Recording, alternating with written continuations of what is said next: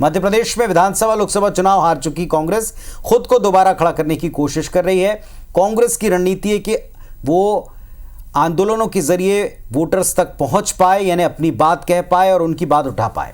और दूसरी तरफ बीजेपी का लक्ष्य ये है कि उसे मध्य प्रदेश के हारे हुए 20% बूथ जीतने हैं। तो अब ये बात तो तय है कि कांग्रेस की राह आसान नहीं है, लेकिन सवाल ये भी है कि टूट बिखराव गुटबाजी से जूझ रही कांग्रेस पार्टी बीजेपी के सामने अपना बिखरा हुआ काडर फिर से खड़ा कर पाएगी। देखिए रिपोर्ट।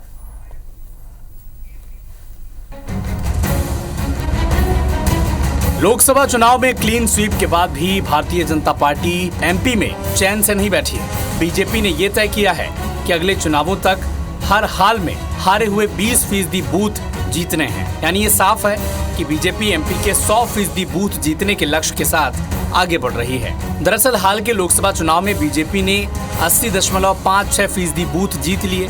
बीजेपी का वोट शेयर इस दौरान 59.27 यानी तकरीबन 60% रहा, जबकि बीजेपी लोकसभा चुनाव में विंध्य, निमाड़ और महाकौशल की 7 विधानसभा सीटें हार गई। बुंदेलखंड में तो बीजेपी ने सारी विधानसभा जीतने के साथ 67% वोट हासिल किए हैं। लोकसभा चुनाव में बीजेपी ने 1.1% आदिवासी वोट और 0.6% दलित वोट में इजाफा किया है। जाहिर है ये आंकड़े बीजेपी की सेहत के लिए फायदेमंद है, लेकिन 100% बूथ जीतने का एजेंडा बेहद मुश्किल है। हम जो जीते हैं उसकी समीक्षा, जो हारे हैं उसकी समीक्षा पहले कर चुके हैं और उसमें जो आगे संगठन की दृष्टि से करने की जरूरत है वो करने वाले हैं। देखिए 20% से कम बूथ ऐसे हैं जहां हम नहीं जीत पाए लोकसभा चुनाव में, तो वो हमारे टारगेट पर हैं और वहां नियमित गतिविधियां चलाकर हम निश्चित तौर पर उन बूथों पर जीतने का काम कर रहे हैं। विधानसभा चुनाव में महज 66 सीटों पर सिमट जाने वाली कांग्रेस पार्टी ने दम तो ये भरा था कि लोकसभा में कम से कम 12 सीटें जीतेंगे, लेकिन कांग्रेस पार्टी एमपी में 0 पर खड़ी है और अब बेदम हो चुकी कांग्रेस पार्टी फिलहाल वेंटिलेटर पर है। कोशिश चल रही है कि मध्य प्रदेश में वो फिर से खड़ी हो जाए। पार्टी को मजबूत करने के लिए भोपाल में 2 दिनों का महामंथन चला है। दिग्गजों ने सुझाव दिए हैं, समितियां भी बन गई हैं। दावे किए जा रहे हैं कि जल्द जीतू पटवारी की नई टीम का ऐलान होगा। खबर मिली है कि कांग्रेस पार्टी की नई टीम पार्टी के संविधान के मुताबिक होगी, यानी पहले जैसी जंबो कार्यकारिणी नहीं रहेगी। पीसीसी में 50% युवाओं को पद मिलेंगे।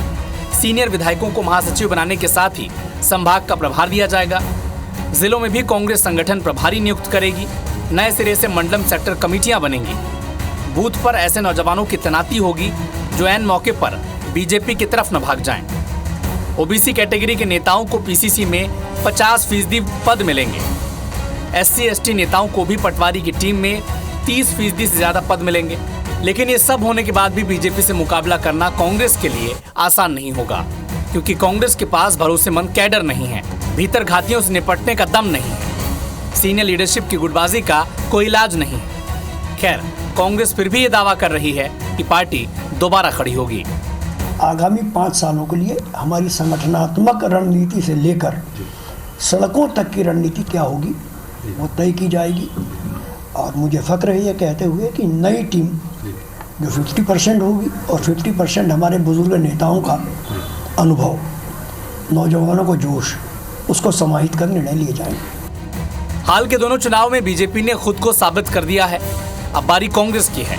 कांग्रेस को हवा में किए दावों को छोड़कर अब नए सिरे से जुटना होगा। बीजेपी जैसे गांव-गांव में कैडर तैयार करना होगा। आंदोलन से जन्म हुई पार्टी को विरोधियों के खिलाफ फिर से आंदोलन खड़ा करना होगा, क्योंकि बीजेपी जैसी पार्टी का मुकाबला कमजोर कैडर से हो ही नहीं सकता। नवीन कुमार सिंह, IBC 24, भोपाल। वैसे ये मंथन, ये चिंतन, ये हार की समीक्षा, ये संगठन की तैयारी केवल मध्य प्रदेश में नहीं बल्कि पूरे देश में कांग्रेस पार्टी रिवाइव बनने की कोशिश कर रही। लेकिन जो इस रिपोर्ट में भी कहा कि संगठन को खड़ा करने के लिए जो पिलर्स होते हैं, कार्यकर्ता और कार्यकर्ताओं को बांधने के लिए जो ताकत होती है नेता, क्या वो इस बात के लिए तैयार हैं? क्योंकि नेता आपस में खेमों में बटे कड़वी सच्चाई।